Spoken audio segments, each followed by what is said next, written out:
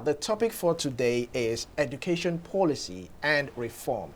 Now, education is a cornerstone of human development, and it plays a pivotal role in shaping individuals, societies, nations, governments worldwide. Recognize the significance of education and have implemented various policies and reforms to enhance its quality, accessibility, and equity. Now, the analysis we are about to go into delves into intricate landscapes of education policy and reform, examining government initiatives and their impact on educational outcomes. So by understanding the evolving dynamics of education policy, we can gain valuable insight into challenges and opportunities that lie ahead. It's a great pleasure to welcome someone who is a known face in the house, Dapo. Adaramewa. He is a governor's consultant. Good morning. It's always refreshing to have you here. Welcome. Thank you for having me. Yeah. And it's glad to have a topic that I understand a bit, quite a bit about. I like it. I like that. So let's start off. Education in Nigeria, we know that it's almost like we've been taking like 3 years back, or I mean, I don't know what it's. I sometimes I even ask myself, are they actually teaching AI in our schools? Because AI is taking over the whole education system. But let's start off with educational reforms. I remember history was taken, it was brought back. I remember the JAMB cutoff mark was reduced and so many things. And I'm sure on your way here, at least you would have seen one child beggar or child hawker on the road.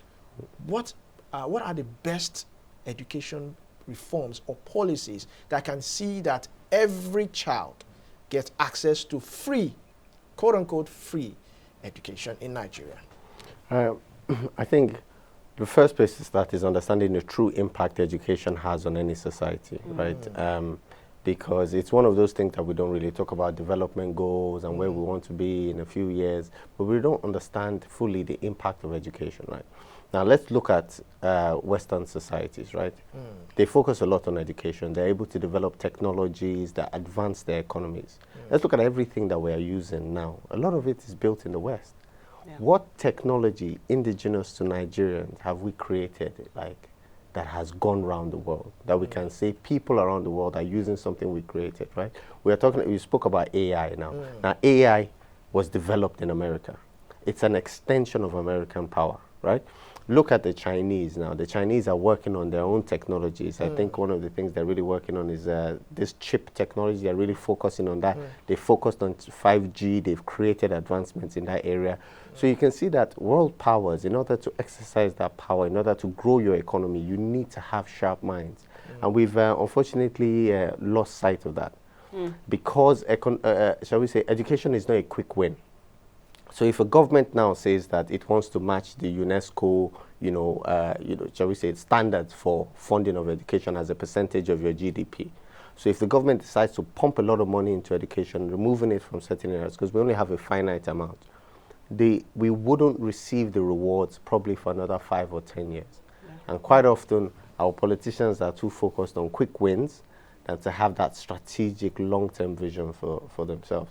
So there's a lot of things that we can do, obviously, but one of the things is get those 10, I think it's estimated to be 10 million Nigerian children that are out of school, back in school, right? Yeah. And one of the ways they can do that is ensuring that the schools themselves are actually a place you want to be. You know, how educated are the teachers themselves? How trained are the teachers that we're bringing into the schools? And one of the things we have this obsession, we like English too much in Nigeria. No, we do. If I come here and I give you a British accent, viewers think I'm intelligent, I've done well. But in reality, I might as well be speaking Yoruba. It's the substance of what I'm saying, really, right? So why don't we, in certain areas where we know there's not an inclination towards speaking English, why don't we teach them in their native language? I mean, I think it's something that is done in China. Yes. The Chinese, they speak Chinese, they teach in Chinese, and yet they're world leaders. They didn't convert to English to become world leaders, right? So why do we have this obsession that we're shoving it down the throats to children who are growing up in societies where English is not being used, right? There are some regions that, yes, English is prevalent, but there are other regions where it's not. So the first time a child comes into school and the child is blasting one language he doesn't fully understand, both of them don't even understand the language, why don't we get past that and focus on the substance of the education that we're doing? Wow. I think Ethiopia is one of the African countries that has done that successfully, right? And they've made huge strides in terms of child retention in schools. There's other strategies, you know, obviously putting pressure on the parents to ensure children are in school and then providing food. Now, our own difficulty is that idea of food has been floated.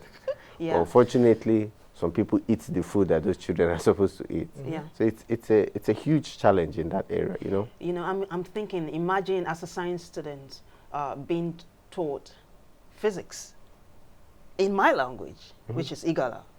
It would be so easy, I'm telling you. But you talked about substance earlier on. What do you make of the current curriculum in our schools? I think the curriculum needs further development, right?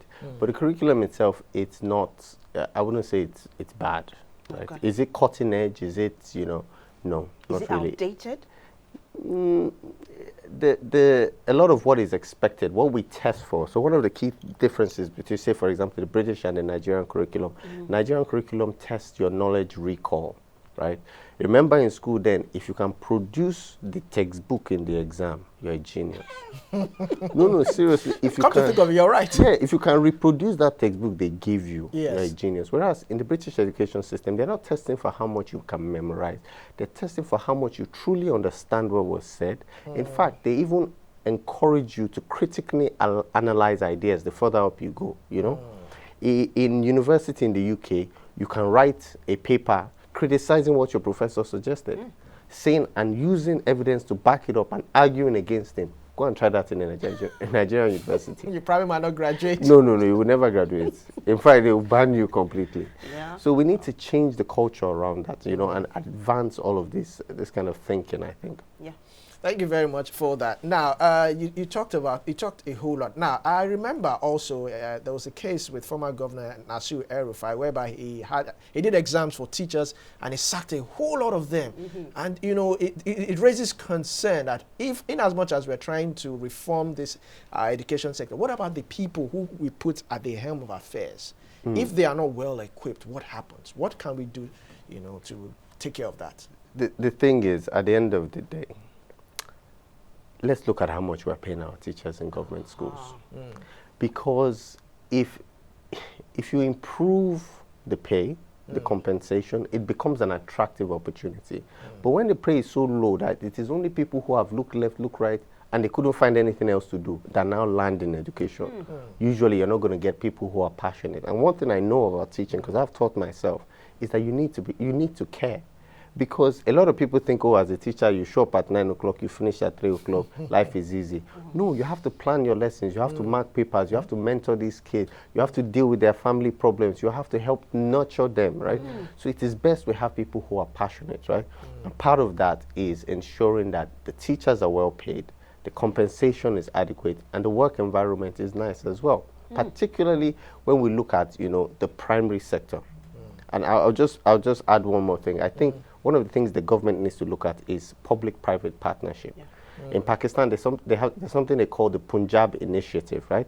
So what it does is it brings public school children into private schools, and the government, in a way, subsidizes that for the private institutions. Another idea I think that is worth exploring is the idea that we have certain public schools in key strategic locations with huge expanses of land. Now, what is the biggest challenge for a private education provider?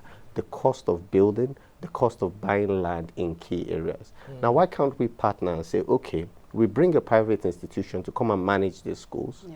We allow you run it like a private school. And of your students, half of them must be from the local area, right? And we will subsidize whatever it is that we can give you as a school. But the other half, you can charge a private fee however much you want. Now, think about that. That would give, say, a private education provider premium land in GRE, for example, where you can build a world-class school, and you would know that half of your slots are reserved for children from the local community, from disadvantaged backgrounds, and the other half you can charge. Now, as a business person, I know straight away that the fees that I would charge at that point will be less, because one, I've just gotten the biggest thing out of the way, which is access to land. So there's a lot of ideas that are being used around the world to develop education that we can really have a critical look at and see how we can adopt some of these things. Brilliant, brilliant idea. You talked about catering to the needs of the vulnerables. You know, there was a time when I had an interview with someone who was HIV positive. They have this, what's it called, this group, and said one of their members had reported that she was being stigmatized and her child wouldn't be admitted into a school because the child was not only blind, but was also the child of someone who was HIV positive. So my question now, how can government promote inclusive education that values diversity and fosters a sense of belonging for all learners? And you said you've taught before, yeah? Yes. I don't know if you have this Braille, Braille for the blind people. Yes. I don't know, is it something that's common in Nigeria? It's common in specialized schools. I think there's one particular school on the island. It's not a government school, but it's for blind students. I'm sure they have all of that, right? Now, there's a lot. I have a friend, Dr. Kush, and she's fantastic in this area. She really focuses on things like that, developing education for the underprivileged and the disabled. But there's a lot we can do. For example, the first thing I would think of is how accessible are our schools? Right. I've never seen a wheelchair accessible public school in my life, to be honest.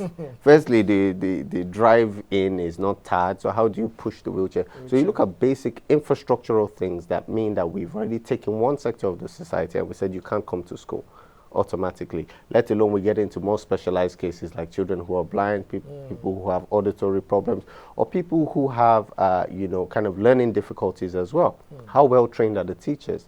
I know in private institutions we try our best, we bring all of that in. But there's so much work that can be done in that area. Building specialized schools, these are areas where the government needs to, because again, right, if we do not train the next generation, what will they become? You might ask yourself, the people who are, killing people in the southeast, the people who are kidnapping in the north, people who are doing all these things, how many of them do you think are graduates?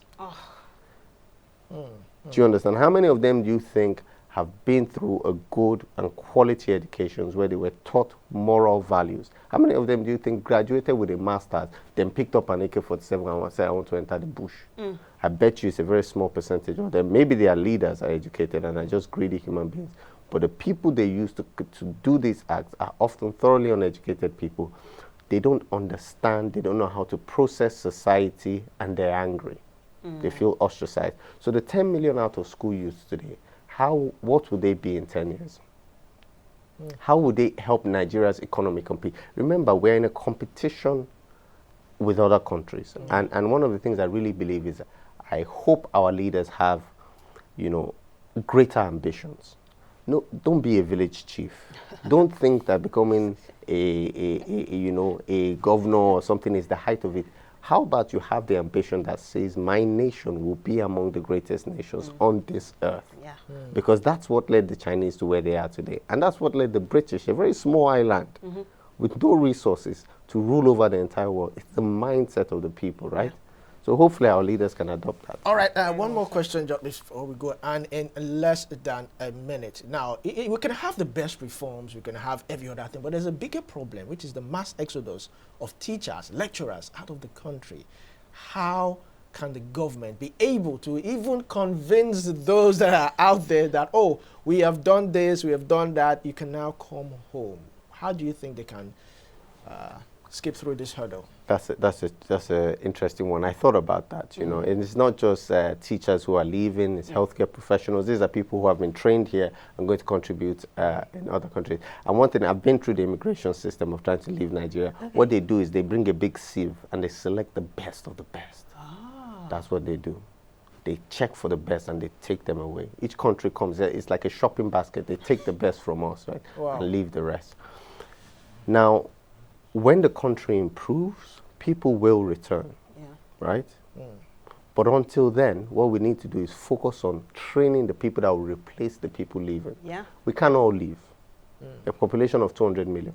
If we take of the 80 million, 70 million youth that we have in Nigeria, if we're able to raise the next generation over the next 6 years, those who are still in high school, and we build in them capacity, even if half of them should leave, the other half is enough to keep us going, right?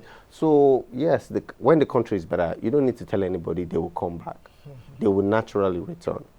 And nobody's blaming anybody. Seek greener pastures. Yeah. Seek greener pastures, yes. It's Do you what understand? we all want. That's a brilliant answer. Thank you thank so you. much. All right, so we've been talking about something, Jamin, like Olumide said earlier on topic, education policy and reform, analyzing government initiatives and changes, right, in education policy. Our guest has been Dapo Adaramewa, and this is what we call a wraps on this particular segment.